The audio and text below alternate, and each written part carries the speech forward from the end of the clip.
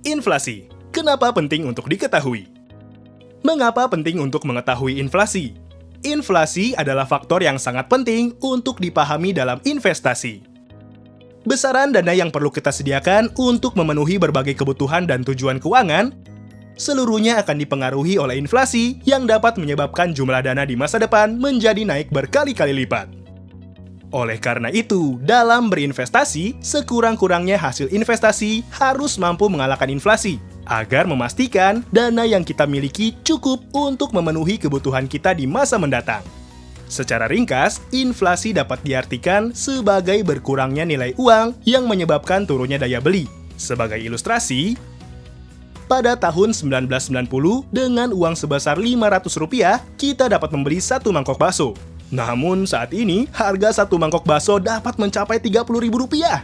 Banyak faktor yang dapat menyebabkan terjadinya inflasi, yaitu kenaikan harga produksi atau cost push inflation, jumlah permintaan yang lebih tinggi dari penawaran atau demand pull inflation, maupun ekspektasi akan kejadian tertentu seperti kenaikan harga BBM atau expected inflation.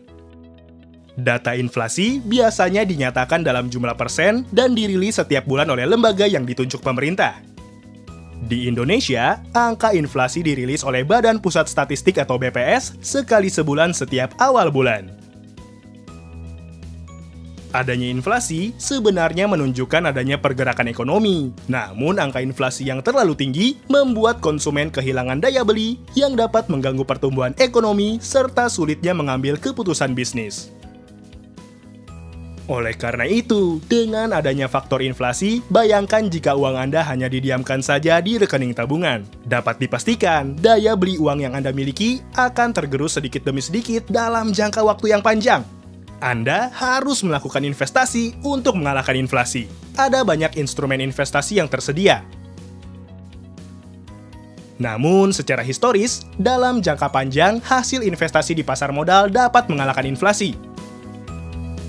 Di pasar modal, Anda dapat berinvestasi secara langsung maupun tidak langsung, namun pastikan sesuai dengan profil resiko, tujuan, dan horizon investasi Anda. Simak video lainnya mengenai investasi di pasar modal, khususnya reksadana, dengan mengunjungi schroders.co.id.